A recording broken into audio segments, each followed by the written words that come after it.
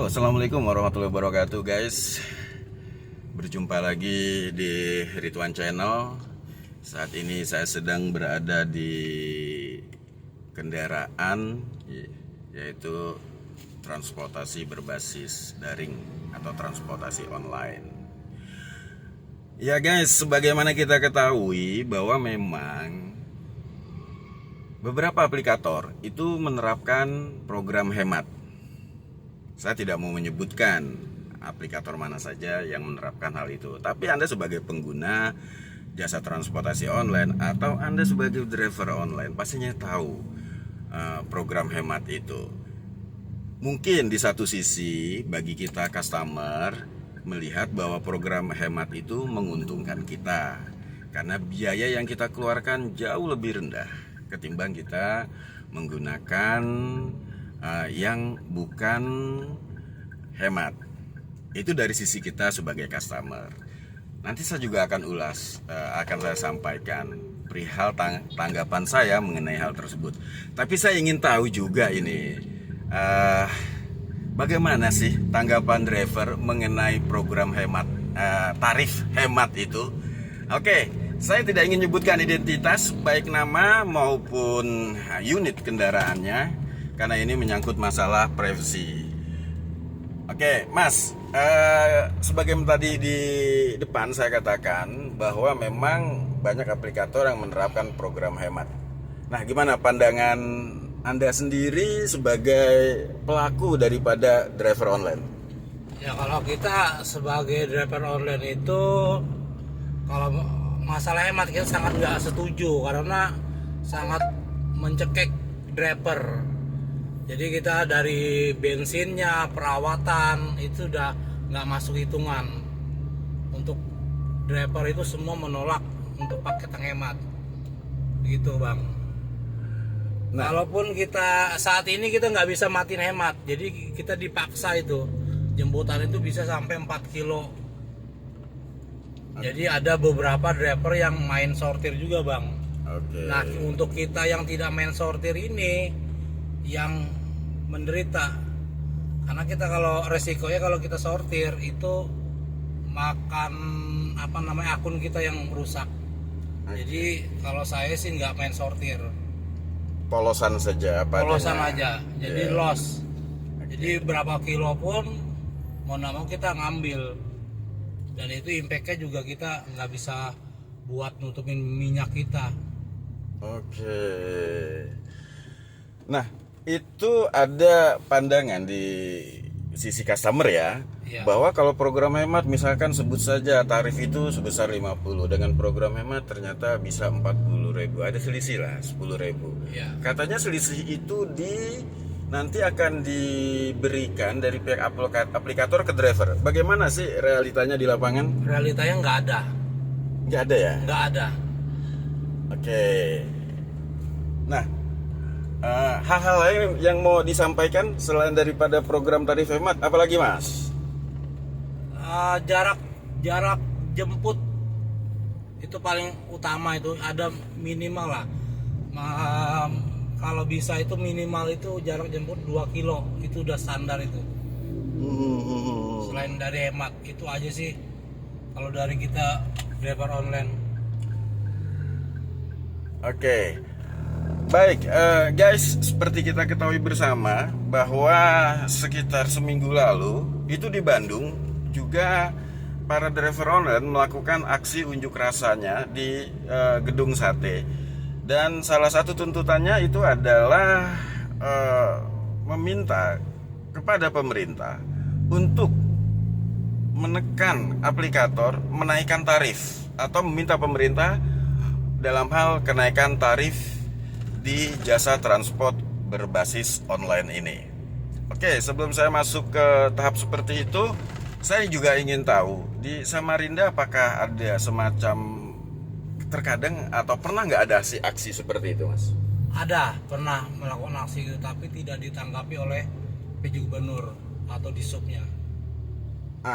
Oke, ya setidaknya menjadi catatan juga untuk pemerintah daerah. Kita tidak pungkiri bahwa keberadaan transportasi berbasis online itu sangat mempermudah warga Indonesia dalam melakukan mobilisasi, entah itu untuk kepentingan bisnis, entah itu untuk kepentingan pekerjaan, entah itu untuk kepentingan shopping, dan banyak lagi lainnya. Sehingga dalam konteks seperti ini, yaitu di mana keberadaan taksi online bisa membantu mobilisasi warga, maka seharusnya juga bisa menjadi konsen pemerintah dengan memperhatikan keluhan-keluhan yang dihadapi oleh para driver online. Seperti misalkan tadi yang Mas kita sampaikan ini pernah melakukan aksi unjuk rasa juga, namun tidak ditanggapi oleh pemerintah Kota Samarinda ya Mas ya? Ya, betul. Seperti itu. Dan seharusnya hal yang seperti ini juga mulai menjadi perhatian, karena saya yakin di pemerintahan juga tentunya ada badan atau bagian yang untuk mengkaji mengenai hal itu, yaitu misalkan di Dinas Perhubungan Darat, Ya, di Sub. Kenapa tidak diajak duduk bareng untuk kembali memformulasikan tuntutan-tuntutan tersebut, semisal adanya tuntutan kenaikan harga. Misalkan nanti kalaupun ada tuntutan masalah tarif hemat, seperti itu. Karena yang kita tahu tarif hemat seperti yang Mas tadi sampaikan, itu memang sangat tidak visible dan sulit untuk bisa menutup biaya operasional, mau bensin, mau dan sebagainya. Oke, saya akan berbicara juga mengenai target point kalau tidak salah di online ini. Terkadang aplikator berasumsi bahwa itu kan nanti ada target point yang akan dapat sekian. Nah, itu apakah target point itu juga bisa membantu, Mas? Nominalnya ya, besarannya lah ya. Nominalnya enggak kayaknya. Artinya juga sulit untuk bisa menutup biaya Iya. operasional dan biaya kehidupan tentunya ya. Sangat sulit. Nah, jadi stimulus yang diberikan oleh para aplikator ya dengan menetapkan pencapaian target point itu pun bukan merupakan stimulus yang tepat yang dirasakan oleh para driver online, khususnya saya berada di Kota Samarinda ini. Jadi saya pribadi sebagai pengguna jasa online itu terkadang saya berpikir bahwa ya mereka juga butuh dong untuk operasional bensin, belum lagi kebutuhan rumah dan sebagainya. Sementara tingkat kebutuhan itu terus naik. Terus naik. Sementara tarif di online itu belum pernah mengalami kenaikan. Let's say saya bisa katakan sempat mengalami kenaikan di tahun entah 2000 entah 2001. Tapi siapa sih yang paling merasakan enaknya mendapatkan kenaikan tarif tersebut? Ya aplikator. Karena dengan potongannya masih 20% atau gimana? 20% potongannya. Ya, karena dengan potongan 20% itu ya menurut saya kalau tarif naik lalu ada potongan juga turun, nah mungkin itu manfaatnya akan dirasakan oleh para driver online. Oke guys, jadi kita sebagai konsumen atau pengguna jasa transportasi online juga harus berpikir secara rasio lah. Rasio kita berbicara, humanis kita yang berbicara itu tentu berbicara bisnis adalah berbicara rasio. Dan saya yakin bahwa pengguna daripada transportasi online ini mayoritas adalah orang-orang yang berpendidikan. Sisi humanisnya, kita berempati lah kepada mereka. Misalkan kita berada di posisi mereka, gitu. So, apa perasaan Anda? Pulang dengan harapan bisa membuat istri dan anak bahagia, ternyata apa yang didapatkan tidak memenuhi standar kelayakan hidup.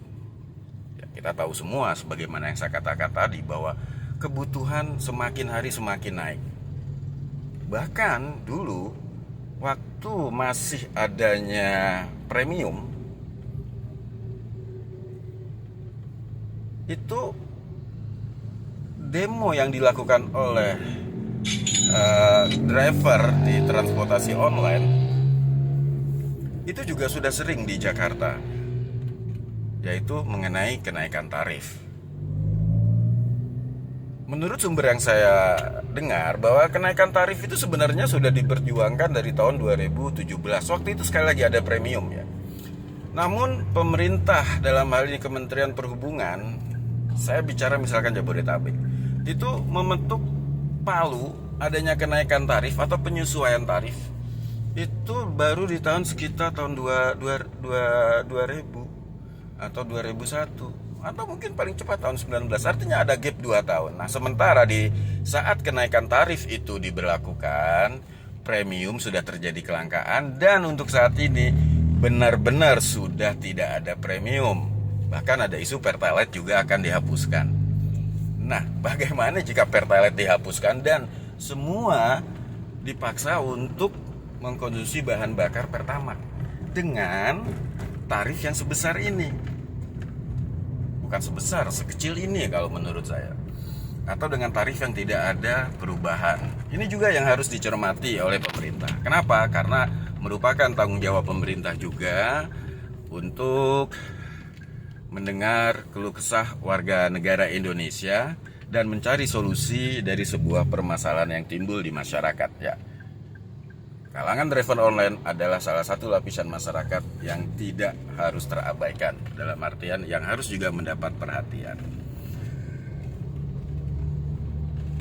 Kalau saya pribadi, pada saat saya menggunakan transportasi online ini, memang saya akan menggunakan Gokar Hemat. Tentu dengan dasar pertimbangan saya adalah bahwa dengan saya menggunakan Gokar Hemat, potongan yang didapat oleh aplikator juga mungkin agak lebih kecil ya nominalnya. Seperti itu. Nah, bagaimana pada saat saya membayar? Saat membayar saya akan menggunakan tarif seperti biasanya. Itu strategi atau siasat yang bisa saya lakukan. Tadi pun Mas ini mengatakan bahwa Pak, jangan pakai tarif hemat, pakai tarif biasa saja gitu. Ya saya jelaskan, saya telepon, Mas jangan khawatir, nanti saya akan bayar dengan tarif biasa. Apakah keluhan itu, kalau keluhan ini sampai terdengar di aplikator, itu juga sangat berbahaya. Saya rasa aplikator juga ya bisa lah memberikan ruang untuk teman-teman ini menyampaikan aspirasinya kepada konsumennya. Jangan sebentar-bentar menyalahkan driver. Seperti itu guys. Sekali lagi, keberadaan transportasi online sangat sekali membantu mobilisasi warga. Manfaatnya sudah dirasakan. Namun ada beberapa catatan-catatan yang harus diperhatikan perihal masalah kenaikan tarif, perihal masalah penghapusan daripada program hemat, dan juga mengenai tadi jarak ya, maksudnya jarak jemput juga yang harus diperhatikan. Ya. Dan dengan kebutuhan yang semakin hari semakin naik, saya harapkan juga tentunya pemerintah setempat bisa mengakomodir keinginan daripada rekan-rekan driver online, semisal adanya kenaikan tarif atau tanpa ada tuntutan dari mereka, ya setidaknya departemen terkait lah melakukan kajian atau dinas terkait melakukan kajian akan kelayakan sebuah tarif yang ada ini. Itu aja guys yang bisa saya sampaikan. Semoga ada manfaatnya untuk kita semua, dan terus semangat untuk driver online. Semoga akan ada pencerahan. Amin. Di masa-masa yang akan datang. Harapan lainnya Bang? Harapannya cuma itu aja, untuk penghilangkan hemat dan jarak tempuh. Itu aja. Oke guys, demikian yang bisa saya sampaikan. Assalamualaikum warahmatullahi wabarakatuh. Ciao.